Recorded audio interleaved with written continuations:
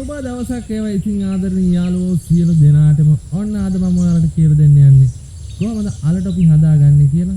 ඇත්තටම අපිට මේකට අවශ්‍ය වන්නේ අමුද්‍රව්‍ය දෙකයි. සීනි සහ තම්බපු අර්ථාපලාල. හොඳයි එහෙනම් අපි වැඩි කතා නැතුව යමු වීඩියෝ එකට. මතක් කරලා මගේ channel එක subscribe කරන්න, like කරන්න, share කරන්න, ඒ වගේම bell button එක click කරන්න අමතක කරන්න එපා. යමු එහෙනම් අපි වීඩියෝ එකට. අලටොපි හදන්න ඉතින් මම අරන් තියෙනවා තම්බගත් අල සහ සීනි. ප්‍රධාන වශයෙන් අපිට අමුද්‍රව්‍ය දෙකයි මේ සඳහා අවශ්‍ය වන්නේ. මුලින්ම තියෙන කාච්චල් ලිපේ තියාගෙන අල සහ සීනි එකතු කරගන්නවා. ඔයාලා මේකට වතුර එකතු කරන්න යන්න එපා. මොකද අලවල සහ සීනි වල තියෙන වතුර ගැටි ටික වෙලාවක් මේ වගේ හැඳි ගන්නකොට එළියට එනවා.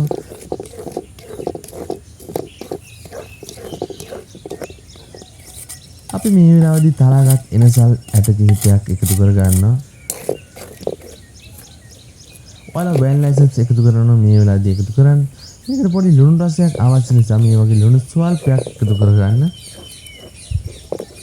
ඔයාලා ඉතින් මේ මිශ්‍රණය හැඳිගා ගන්න ඕනේ අඩු ගින්දරේ. මොකද අලවල තියෙන පිටි ගතිය වැඩි නිසා අඩිය කර වෙන්න පුළුවන්. ඒක නිසා ගින්දර අඩු කරන් ටික වෙලාවක් හැඳිගා ගන්න. මෙන්න මෙහෙම ඔයාලට හැන්දට තේරෙනවා ටික වෙලාවක් හැඳි ගන්නකොට මේ මිශ්‍රණය ටික ටික ඔකු වෙගෙන එනවා.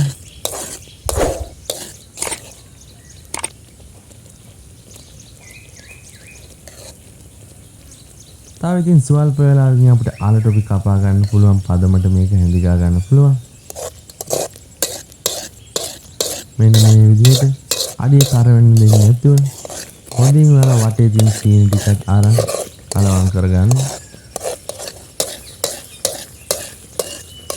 මම අද මෙතන අල ග්‍රෑම් 250ක් සහ සීනි ග්‍රෑම් 350ක් තමයි අරන් තියෙන්නේ. ඔයාලා පේනවා දැන් මෙතන බුබුලු දාලා මේ මිශ්‍රණය නටනවා. ඒ කියන්නේ අපිට අවශ්‍ය පදමට තව ටික වෙලාවයි. එන්න මේ වගේ ඝන මිශ්‍රණයක් ආවම එකට එක්වන ඔයාලා ඒ වෙලාවෙන් ලිපෙන් බා ගන්න. දැන් ලිපෙන් බාගෙන ටික වෙලාවක් මෙන්න මේ වගේ හැඳි ගන්න. හැඳි ගාලා මාගරින් තවරගත්ත තැටියකට මේ මිශ්‍රණය දාගෙන ඉක්මනින් තුනී කරගන්න.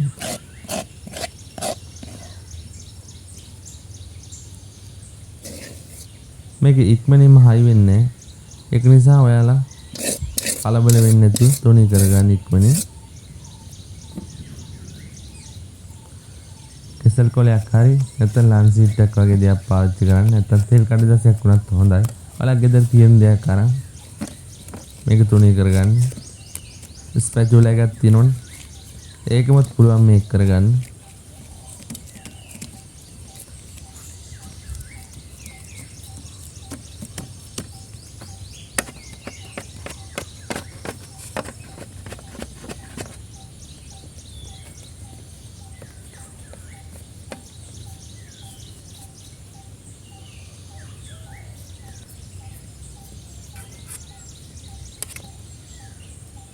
අපි මෙන්න මේ වගේ උණුවෙම තමයි මේකේ කෑලි මාක් කරගන්න ඕනේ. මොකද නිවුනට පස්සේ මේකේ කෑලි කපන්න ගියොත් මිශ්‍රණය කැඩෙන්න පුළුවන්. අන්න ඒක නිසා ඔයාලා උණුවෙම මෙන්න මේ වගේ ඔයාලට අවශ්‍ය ප්‍රමාණයට කෑලි වෙන් කරලා ගන්න.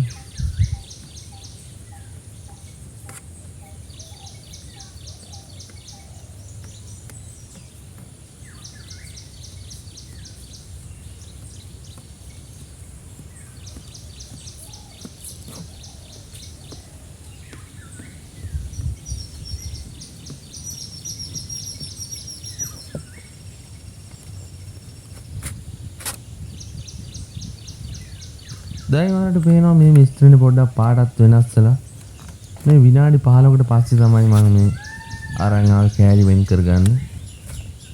මේ මිශ්‍රණය නිවෙනකොට හොඳ ලස්සන පාටක් එනවා. ඔයාලා මේ වෙලාවේදී කෑලි මෙන්න මේ විදිහට වෙන් කරගන්න.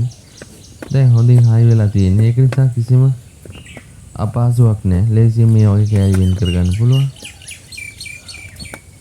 ඔයාලට ඉතින් තේ වෙලාවට වගේම අමුත් එක්ක කෙනෙකුටත් පිළිගන්න හොඳ රසක් ඇවිල්ලා තමයි මේ අලටොපි කියන්නේ. ඔයාලා ගෙදරදීම හදලා බලන්න.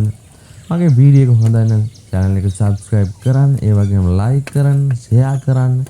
ඔයාගේ අදහස් chat in comment කරන්න, ඒ වගේම bell button එක click කරන්න අමතක කරන්න එපා. හොඳයි නම් ගිහිල්ලා එන්න සුබ දවසක් ඔයාලා සියලු දෙනාටම.